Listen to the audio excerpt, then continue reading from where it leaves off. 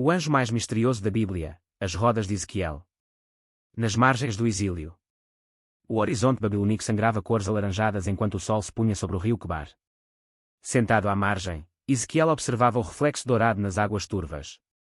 5 anos haviam-se passado desde que ele e milhares de judeus foram arrancados de Jerusalém e trazidos para esta terra estranha. O sacerdote de 30 anos havia perdido tudo, seu lar, seu templo, sua função sagrada. O que restava para um sacerdote sem templo em terra impura? O rio Quebar serpenteava como uma ferida entre as terras áridas da Babilônia. Era ali que os exilados se reuniam para chorar por Jerusalém, como diria posteriormente o salmista, às margens dos rios da Babilônia, ali nos sentamos e choramos, lembrando de Sião. Mas naquele entardecer, Ezequiel estava sozinho com seus pensamentos. Os judeus exilados viviam numa colonia chamada Tel Abib, um amontoado de casas de barro às margens do canal. A vida era dura, mas não insuportável. O Império Babilônico permitia certa autonomia aos povos conquistados, desde que pagassem seus tributos e não causassem problemas. Muitos judeus começavam a se acomodar na nova realidade, estabelecendo comércios, construindo casas permanentes, plantando jardins. Alguns até sussurravam que talvez fosse melhor esquecer Jerusalém e aceitar a Babilônia como novo lar. Ezequiel não conseguia aceitar isso. Como sacerdote, filho de Buzi, ele havia sido treinado desde jovem para servir no templo de Salomão. Conhecia cada ritual, cada medida do santuário, cada detalhe das vestes sacerdotais. Agora, tudo isso era apenas memória. O rei Nabucodonosor havia levado os melhores vasos do templo e os exibia como troféus em seus banquetes, uma afronta ao Deus de Israel. Até quando, Senhor, murmurava Ezequiel enquanto lançava uma pedra nas águas do rio? Até quando o teu povo permanecerá disperso entre as nações? Foi então que aconteceu. O céu, antes alaranjado pelo crepúsculo, escureceu subitamente. Nuvens densas se formaram ao norte, avançando rapidamente em direção ao rio. Não eram nuvens de chuva, algo muito mais aterrador se aproximava. Relâmpagos cintilavam dentro da massa escura, e um brilho estranho emanava de seu interior. O vento aumentou, agitando violentamente as águas do rio. Ezequiel se levantou, atonito. Seu primeiro impulso foi correr, mas seus pés pareciam fincados no chão. Então, do centro daquela tempestade sobrenatural, surgiu algo indescritível. A visão que transformou um exilado em profeta. O que Ezequiel testemunhou naquele momento definiria não apenas sua vida, mas gerações futuras de crentes. Como descrever o indescritível? Como traduzir em palavras humanas uma revelação divina? Ele tentaria, usando comparações e analogias imprecisas, mas sabia que qualquer descrição seria apenas uma sombra da glória que contemplava. Do meio da nuvem tempestuosa surgiram 4 seres viventes. À primeira vista, tinham forma humana, mas ao olhar mais atentamente, Ezequiel percebeu que cada criatura possuía 4 faces diferentes, uma face humana na frente, uma face de leão à direita, uma face de boi à esquerda e uma face de águia atrás. Suas pernas eram retas, e seus pés brilhantes como bronze polido. Cada ser tinha 4 asas, 2 estendidas para cima, tocando as asas dos outros seres, e 2 cobrindo seus corpos. Esses seres se moviam em sincronia perfeita, avançando sempre para frente sem precisar se virar, graças às suas 4 faces orientadas em todas as direções. Quando se moviam, Ezequiel ouvia o rugido de suas asas, como o estrondo de muitas águas, como a voz do Todo-Poderoso, como o tumulto de um exército. Entre esses seres havia algo que parecia brasas ardentes, como tochas que se moviam. Relâmpagos saíam do fogo, e as criaturas se moviam rapidamente, como clarões luminosos. Mas foi o que Ezequiel viu ao lado desses seres que o deixou verdadeiramente perplexo. Algo que os estudiosos chamariam posteriormente de Ofani, as rodas. As rodas misteriosas, os Ofani. Enquanto eu observava os seres viventes, vi uma roda no chão, ao lado de cada um deles, uma para cada um dos 4 seres, descreveria Ezequiel mais tarde. O aspecto das rodas e sua estrutura eram brilhantes como de topázio, e as 4 tinham a mesma forma, sua aparência e estrutura eram como se uma roda estivesse dentro da outra. O que Ezequiel tentava descrever era algo completamente além de sua compreensão. Imagine uma esfera composta por 2 rodas interseccionando-se perpendicularmente, como um giroscópio primitivo. Essa estrutura permitia movimento em qualquer direção sem precisar girar, um conceito revolucionário para alguém do século VI a.C., acostumado apenas com carruagens de rodas simples. Mais surpreendente ainda, as rodas eram altas e impressionantes, e as bordas das 4 eram cheias de olhos em toda a volta. Olhos que tudo viam, representando a onisciência divina. Nada escapa ao conhecimento de Deus, cada detalhe da vida humana está sob seu olhar vigilante. A interação entre os seres viventes, que mais tarde seriam identificados como querubins, e as rodas era perfeita. Quando os seres viventes se moviam, as rodas se moviam junto deles, quando os seres viventes se erguiam do chão, as rodas também se erguiam. Era como se compartilhassem a mesma consciência, para onde o espírito queria ir, iam, e as rodas se erguiam junto com eles, porque o espírito dos seres viventes estava nas rodas.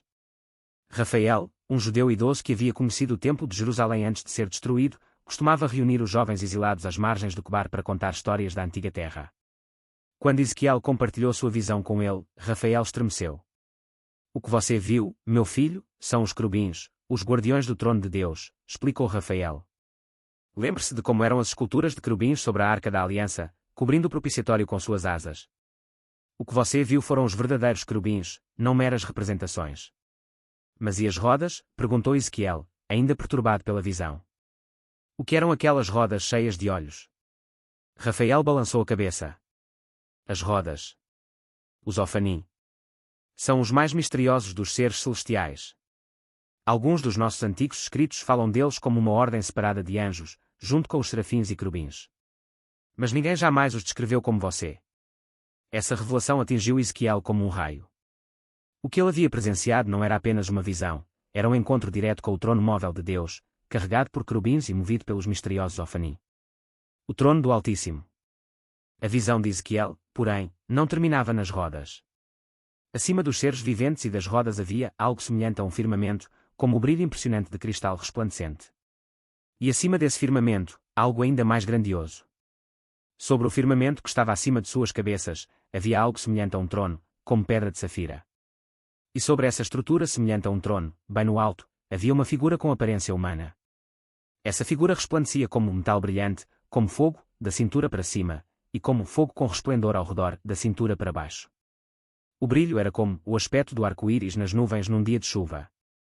Diante desta manifestação da glória divina, Ezequiel não pôde se manter em pé. Quando a vi, caí com o rosto em terra e ouvi a voz de alguém que falava. Foi ali, prostrado às margens do rio Quebar, em terra estrangeira, que Ezequiel recebeu seu chamado profético. A voz ordenou: Filho do homem, ponha-se em pé, e falarei com você. O espírito entrou nele e o pôs de pé, e Ezequiel ouviu a voz daquele que lhe falava. Débora, uma jovem mãe que morava próxima à casa de Ezequiel em Tel Abib, notou a mudança imediata no antigo sacerdote. Ele voltou do rio transformado, contaria ela mais tarde. Seus olhos. Havia algo diferente neles. Como se tivessem visto além do véu que separa nosso mundo do mundo espiritual. O chamado de Ezequiel e o significado das rodas. Filho do homem, eu o envio aos israelitas, nação rebelde que se revoltou contra mim, disse-lhe o Senhor. Eles e seus antepassados têm transgredido contra mim até o dia de hoje. A missão de Ezequiel não seria fácil. Ele deveria ser um vigia para a casa de Israel, alertando o povo sobre os perigos de continuar em rebelião contra Deus, mesmo no exílio. Se Ezequiel não os advertisse, seria responsabilizado pelo sangue deles. Se os advertisse e eles não se arrependessem, pelo menos Ezequiel teria cumprido sua responsabilidade. Porque Deus escolheu mostrar seu trono celestial a Ezequiel como prelúdio a seu chamado profético. A resposta está no contexto histórico do exílio. Os judeus na Babilônia enfrentavam uma crise existencial e teológica. Muitos acreditavam que Deus havia abandonado seu povo, derrotado pelos deuses babilônicos. Afinal, o templo, morada de Deus na terra, havia sido destruído, e a Arca da Aliança desaparecera. Como poderia Yahweh ainda ser o Deus Supremo quando seu povo estava cativo? A visão do trono móvel de Deus carregado pelos querubins e movido pelos Ofanim transmitia uma mensagem poderosa. Deus não estava confinado ao templo de Jerusalém. Ele podia mover seu trono para onde quisesse, mesmo para a Babilônia, terra de exílio. Deus não havia abandonado seu povo, estava com eles mesmo ali, nas margens do rio Quebar. Os Ofanim não são apenas rodas, explicou Ezequiel aos exilados reunidos para ouvi-lo. São manifestações da onipresença e onisciência de Deus. As rodas que se movem em todas as direções sem girar mostram que Deus pode ir a qualquer lugar instantaneamente. Os olhos nas bordas das rodas revelam que nada escapa à sua visão, nem mesmo nossos corações aqui na terra do exílio. O ministério de Ezequiel entre os exilados. A visão dos Ofanim transformou Ezequiel. O sacerdote sem templo tornou-se um profeta poderoso. Seu ministério seria marcado por ações simbólicas dramáticas e mensagens fortes que captavam a atenção dos exilados. Certa manhã, os moradores de Tel Abib acordaram com um espetáculo estranho. Ezequiel havia construído uma maquete de Jerusalém em um tijolo e estava representando um cerco contra ela. Deitado de lado por 390 dias para simbolizar os anos de pecado de Israel, depois mais 40 dias para representar os pecados de Judá, ele comia apenas uma pequena ração de comida impura, preparada sobre excrementos secos. Está louco, diziam alguns. Foi tocado pelos deuses, sussurravam outros. Mas Tiago, um escriba que tinha sido trazido no mesmo grupo de exilados que Ezequiel, compreendia melhor. Ele não está louco, explicava Tiago. Está tentando nos mostrar algo que palavras não conseguem expressar. Lembrem-se da visão que ele teve, o trono de Deus cercado por rodas cheias de olhos. Ezequiel viu além do véu. Agora, está tentando nos fazer ver também. O ministério de Ezequiel entre os exilados durou aproximadamente 22 anos. Em todo esse tempo, ele nunca deixou de mencionar sua visão inicial das rodas misteriosas. Em seu 25º ano de exílio, teve outra visão grandiosa, desta vez de um novo templo, com medidas precisas e glória renovada. Do templo fluía um rio de águas curativas que transformava até mesmo o mar morto em água doce e fértil. A mensagem era clara: haveria restauração. O exílio não era o fim da história de Israel. A segunda visão das rodas, os Ofanim reaparecem. Aproximadamente um ano após sua visão inicial, Ezequiel teve outro encontro com os misteriosos Ofanim. Desta vez, estava entre os anciãos de Judá que haviam se reunido em sua casa para ouvir a palavra do Senhor. A mão do Senhor soberano veio sobre mim ali, relatou Ezequiel. Olhei, e vi uma figura que tinha a aparência de um homem. Do que parecia ser a sua cintura para baixo, ele era como fogo, e dali para cima sua aparência era tão brilhante quanto metal incandescente. Novamente, Ezequiel foi transportado em visão, desta vez a Jerusalém, para testemunhar as abominações que estavam sendo cometidas no templo, justificando assim o juízo de Deus sobre a cidade. No capítulo 10, a visão do trono divino retorna, quase idêntica à primeira, mas com uma diferença crucial. Ezequiel agora identifica claramente os 4 seres viventes como querubins. Então olhei, e eis que sobre o firmamento que estava acima da cabeça dos querubins apareceu-lhes algo semelhante a uma pedra de safira, algo que parecia um trono. Os Ofanim, as rodas misteriosas, estavam novamente presentes, movendo-se em perfeita sincronia com os querubins. Ezequiel observa que todo o corpo dos querubins, suas costas, suas mãos e suas asas estavam cheios de olhos, como também as 4 rodas. A função desta segunda visão era mostrar a Ezequiel como a glória de Deus estava deixando o templo de Jerusalém, preparando-se para o juízo que viria através dos babilônios. As rodas permitiam que o trono de Deus se movesse, simbolizando que Deus não estava mais restrito ao santuário profanado por idolatria. Revelações sobre o mundo invisível.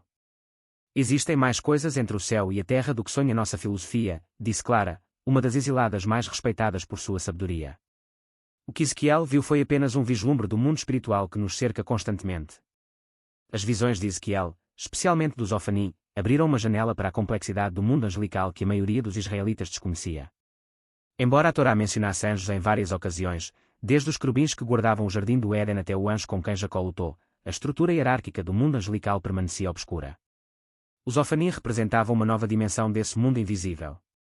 Enquanto os querubins eram descritos com formas parcialmente humanoides e associados à presença imediata de Deus, e os serafins, mencionados por Isaías, eram seres ardentes que proclamavam a santidade divina, os Ofanim eram completamente diferentes, rodas dentro de rodas, cheias de olhos, movendo-se sem girar, carregando o trono do Altíssimo. Os anjos não são como nos contos das crianças, explicava Ezequiel aos jovens exilados que nunca haviam conhecido o templo. Não são pequenos mensageiros com asas delicadas. São manifestações poderosas da presença e poder de Deus.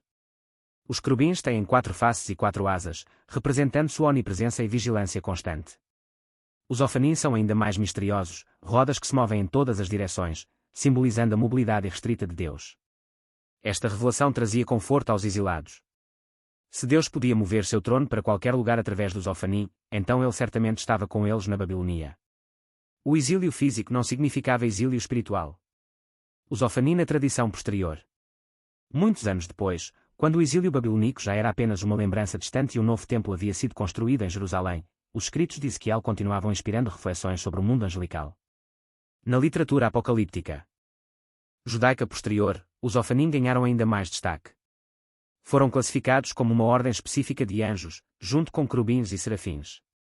No livro de Enoque, texto apócrifo escrito entre os séculos I e antes de Cristo, os Ofanim são descritos como aqueles que não dormem e que guardam o trono da sua glória. A descrição das rodas cheias de olhos também ecoaria séculos depois no livro do Apocalipse, onde João descreve 4 seres viventes, cheios de olhos na frente e atrás, Apocalipse 4:06, uma imagem claramente influenciada pela visão de Ezequiel. O Rabino Benevides, respeitado estudioso das Escrituras na comunidade judaica de Sefarad na Idade Média, comentaria: os Ofanim representam a dimensão mais misteriosa da criação divina. Enquanto os querubins e serafins mantêm aspectos reconhecíveis para nós humanos, os Ophanim transcendem completamente nossa compreensão. São pura energia e movimento, não limitados por forma ou direção. O significado espiritual dos Ophanim para os crentes hoje. O que os Ophanim, essas rodas misteriosas da visão de Ezequiel, representam para os crentes contemporâneos. Sua relevância vai muito além de curiosidade teológica sobre anjos. Primeiro, os Ophanim revelam a soberania absoluta de Deus sobre todo o cosmos. As rodas multidirecionais servem como um lembrete constante de que o Deus que servimos é onipresente, pode estar em todos os lugares ao mesmo tempo. Assim como o Espírito de Deus guia os querubins, o mesmo Espírito habita nos Ophanim. Os olhos que cobrem as rodas e os querubins são simbólicos da onisciência de Deus, ele tudo vê e tudo sabe. Nada escapa ao seu conhecimento, nem mesmo nossos pensamentos mais íntimos. A visão de Ezequiel ocorreu em um dos momentos mais sombrios da história de Israel. O templo havia sido destruído, o povo estava exilado, e parecia que os deuses da Babilônia haviam triunfado sobre o Deus de Israel. Foi exatamente nesse contexto que Deus revelou seu trono móvel, carregado por querubins e movido pelos Ophanim. A mensagem não poderia ser mais clara: Deus não estava derrotado nem confinado a um templo físico. Quando os filhos de Israel viram os Ophanim, perceberam a mão soberana de Deus além das circunstâncias terríveis que viviam. Os Ophanim continuam lembrando os crentes de hoje que, mesmo nas situações mais desesperadoras, Deus permanece no controle. Seu trono não está fixo em um lugar, ele pode mover-se para onde quiser, quando quiser. Como disse pastor Antônio da igreja local, os Ophanim nos ensinam que Deus não está limitado pelos nossos conceitos ou pelo nosso entendimento. Suas rodas se movem em direções que não podemos prever, e seus olhos veem coisas que não podemos perceber. Em tempos de incerteza, isso traz um conforto profundo, saber que o Deus que governava nos céus sobre a Babilônia é o mesmo Deus que reina hoje sobre o nosso mundo caótico. O reino invisível ao nosso redor. Nossa luta não é contra carne e sangue, escreveu posteriormente o apóstolo Paulo, mas contra os principados, contra as potestades, contra os dominadores deste mundo de trevas, contra as forças espirituais do mal nas regiões celestes. Efésios 6:12. Paulo compreendia o que Ezequiel havia vislumbrado séculos antes: existe um mundo espiritual ao nosso redor, invisível aos olhos naturais, mas absolutamente real. Um mundo habitado não apenas por forças demoníacas, mas também por seres angelicais como os Ophanim, cumprindo os propósitos divinos. Em nossa sociedade moderna, dois extremos prevalecem. De um lado, há crentes que minimizam os aspectos sobrenaturais de sua fé, insistindo em manter uma visão naturalista do mundo, caracterizada por uma dependência exclusiva das verdades doutrinárias para a vida cotidiana. No outro extremo, estão aqueles tão preocupados com o reino espiritual, devido ao fascínio que ele exerce, que se tornam de pouca utilidade na terra. Quando um servo estava aterrorizado pelo exército inimigo que os cercava em 2 Reis 6:16, o profeta Eliseu disse ao jovem: não tenha medo. Aqueles que estão conosco são mais numerosos do que eles. Então orou: Senhor, abra os olhos dele para que veja. O Senhor abriu os olhos do rapaz, que então viu um monte cheio de cavalos e carros de fogo ao redor de Eliseu. Os Ophanim nos lembram que a realidade visível é apenas uma pequena parte da criação de Deus.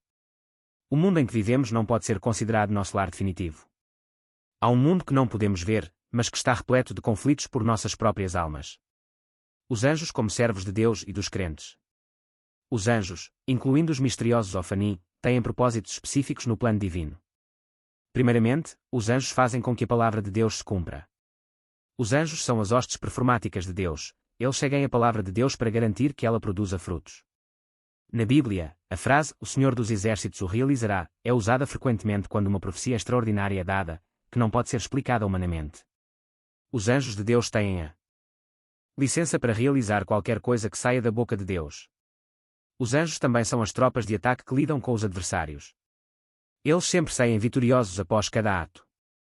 Além disso, cumprem o prazer de Deus, como diz o Salmo 103, 20-21, bendigam ao Senhor, vocês, seus anjos poderosos, que cumprem as suas ordens, obedecendo à sua palavra. Bendigam ao Senhor, todos os seus exércitos, seus servos, que fazem a sua vontade. Os anjos estão comprometidos em obedecer ao comando de Deus, então você pode enviá-los para realizar qualquer coisa que Deus tenha ordenado a seu respeito. A palavra diz: digam aos justos que as coisas lhes irão bem, pois comerão do fruto de suas obras. Isaías 3:10. As diferentes ordens angelicais. Além dos Ophanim, os anjos são de diferentes categorias. Em sentido geral, provavelmente o maior grupo de anjos é o que poderíamos chamar de anjos regulares. Na maioria das vezes, quando anjos são mencionados na Bíblia, são esses anjos não identificados de outro modo que estão sendo referidos. Falar de anjos comuns parece uma contradição, pois como esses seres extraordinários criados poderiam ser considerados apenas algo rotineiro. No entanto, em certo sentido, essa designação é apropriada quando os contrastamos com as várias classes ou ordens únicas de anjos que a Bíblia menciona.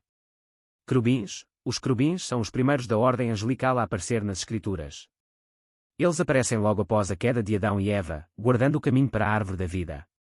Serafins, um grupo diferente de anjos especificamente reconhecidos como serafins. Na língua hebraica, serafim significa ardentes. O capítulo 6 de Isaías nos fala dos serafins, que cobrem seus rostos diante da santidade de Deus, clamando: Santo, Santo, Santo é o Senhor dos Exércitos. Miguel, outro posto angelical, é o de arcanjo, posição ocupada por apenas um anjo no registro bíblico. A palavra arcanjo significa chefe, então este anjo é o mais proeminente de todos os anjos santos. O nome do arcanjo é Miguel, que significa quem é como Deus. Sempre que você ouve esse nome, está ouvindo uma pergunta: quem é como Deus? Gabriel, outro anjo cujo nome é claramente dado nas Escrituras, além de Lúcifer, é Gabriel. Gabriel significa poderoso de Deus. Gabriel faz jus ao seu nome, pois realmente faz coisas poderosas. Gabriel serve a Deus mais como um mensageiro. Em várias ocasiões no livro de Daniel, Gabriel aparece para dar revelações importantes sobre eventos futuros, particularmente relacionados ao reino de Deus. Os anjos continuam relevantes hoje. A próxima questão é: os anjos ainda são relevantes? Precisamos deles hoje como cristãos cheios do Espírito Santo e unção. Um olhar sobre a vida dos indivíduos distintos na Bíblia revela que todos experimentaram comunhão angelical. Não há quase nenhuma pessoa de distinção nas Escrituras que não tenha tido prova física e real da comunhão angelical. Deus disse: Eu, o Senhor, não mudo. Por isso vocês, descendentes de Jacó, não foram destruídos. Malaquias 3:6. Segue-se que o que ele fez ontem, também está fazendo hoje. Há muito anexado para este tempo em que vivemos. Os anjos são parte indispensável e essencial do pacote de Deus para os redimidos. A unção não pode substituir os serviços dos anjos. Jesus Cristo nasceu do Espírito Santo e tinha a unção do Espírito Santo, e ainda assim requeria os serviços dos anjos. É importante saber que Jesus acreditava em anjos e desfrutava de seu ministério, mesmo como Filho do Deus Altíssimo.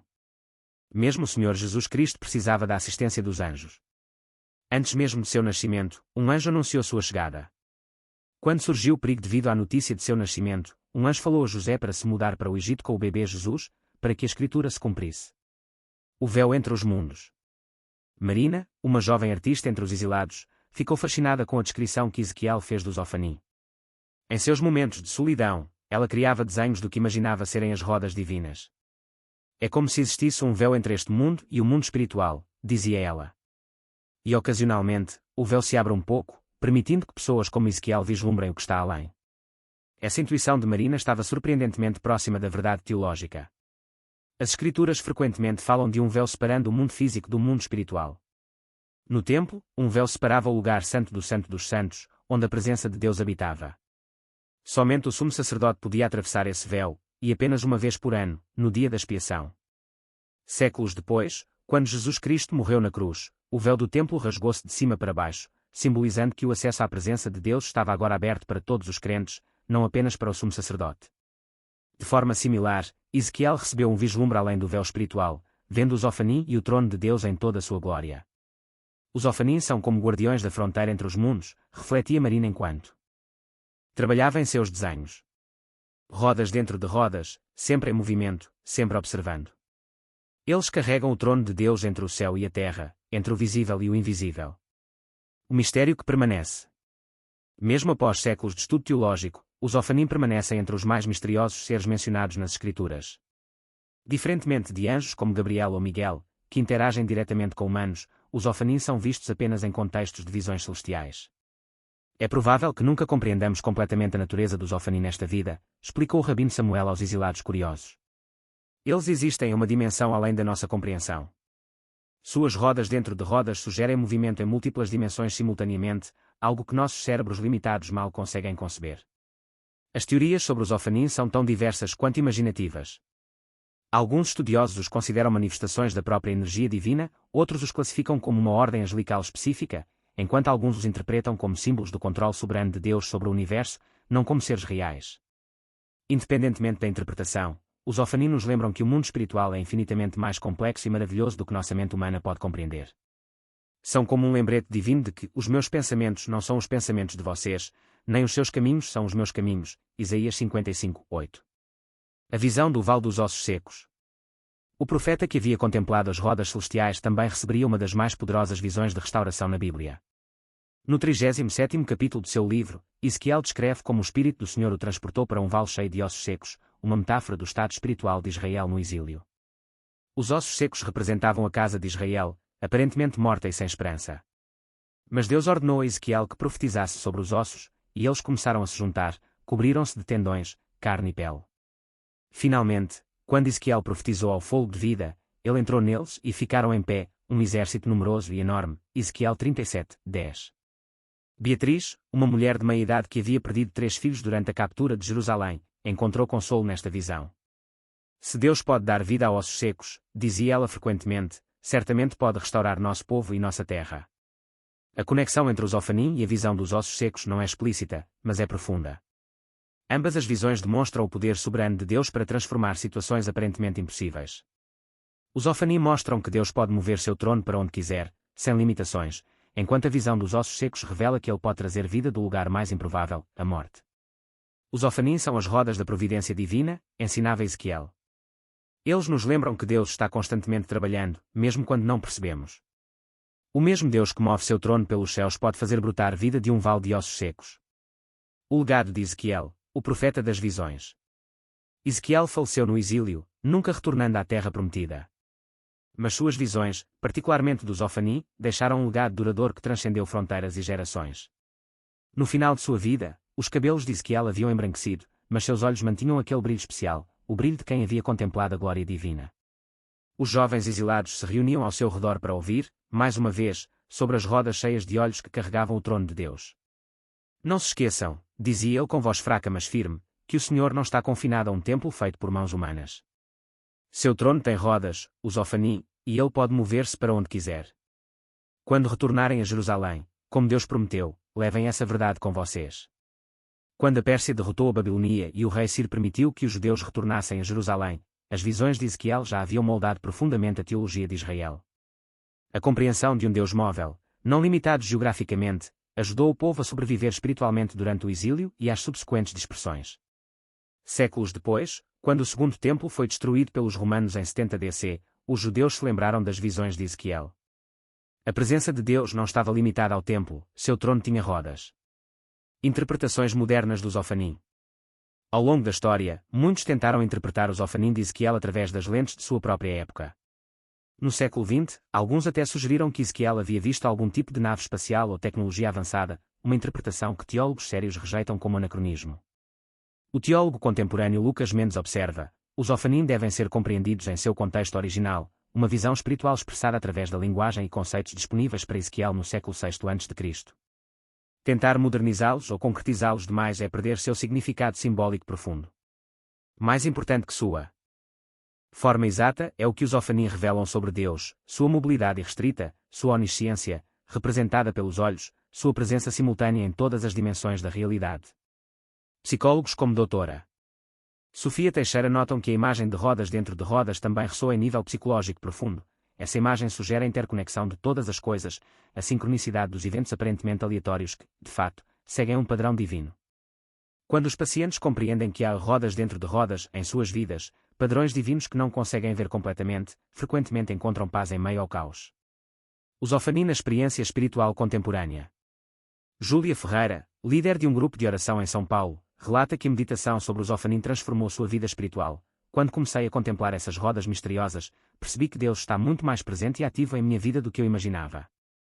Os Ofanim me lembram que Deus não está distante, observando de longe, Ele está movendo seu trono diretamente para o centro das minhas circunstâncias. O conceito dos Ofanim continua inspirando adoradores hoje. O compositor Marcelo Santos criou uma canção chamada Rodas de Fogo, inspirada na visão de Ezequiel, rodas dentro de rodas, movendo-se em glória, olhos que tudo veem, contando minha história, carregando o trono do Eterno para perto de mim, santo, santo, santo, cantam os Ofanim. Para muitos crentes modernos, os Ofanim representam a maneira como Deus trabalha nos bastidores da vida, sempre em movimento, sempre observando, sempre conectando eventos aparentemente desconexos em um padrão divino que raramente conseguimos discernir completamente. Como expressa o pastor Ricardo Oliveira, em momentos de crise, lembro-me dos Ofanim, as rodas da providência divina que nunca param de girar. Quando parece que Deus está ausente, os Ofanim me lembram que ele simplesmente está operando em dimensões que ainda não posso ver. Lições práticas da visão dos Ofanim. Quais lições práticas podemos extrair desses misteriosos seres angelicais? Vejamos 3 princípios fundamentais. Primeiro, os Ofanim nos ensinam sobre a soberania divina. Em um mundo que parece frequentemente caótico e fora de controle, os Ofanim nos lembram que Deus reina supremo, movendo-se livremente por todas as dimensões da realidade. Nada escapa ao seu conhecimento ou controle. Segundo, os Ofanim revelam a onipresença de Deus. Não precisamos ir a um lugar específico para encontrá-lo, nem mesmo a um templo ou igreja. Seu trono tem rodas, e ele pode mover-se instantaneamente para onde quiser. Como Jesus posteriormente ensinaria à mulher samaritana, chegaria o tempo em que as pessoas adorariam a Deus não em um monte específico ou em Jerusalém, mas em espírito e em verdade. João 4:23. Terceiro, os Ofanim simbolizam a providência divina sempre em movimento. As rodas que nunca param representam o trabalho constante de Deus, mesmo quando não o percebemos. Como disse Jesus, meu Pai continua trabalhando até hoje, e eu também estou trabalhando. João 5:17. Fernanda Costa, terapeuta e conselheira espiritual, frequentemente usa a imagem dos Ofanim com seus clientes que enfrentam incerteza. Quando você não consegue ver para onde sua vida está indo, lembre-se das rodas dentro de rodas. Você está vendo apenas um fragmento do padrão divino. Os Ofanim continuam movendo-se, conectando pontos que você nem sabe que existem, levando você exatamente para onde precisa estar. O impacto cultural da visão de Ezequiel. A visão dos Ofanim influenciou não apenas a teologia e a espiritualidade, mas também a arte e a cultura. Desde iluminuras medievais até pinturas renascentistas, artistas tentaram capturar a estranha beleza das rodas celestiais. O poeta brasileiro Carlos Drummond de Andrade, em seu poema Rodas Celestiais, escreveu: rodas que giram sem girar, olhos que veem sem piscar, entre o possível e o impossível, vejo as esferas a rodar.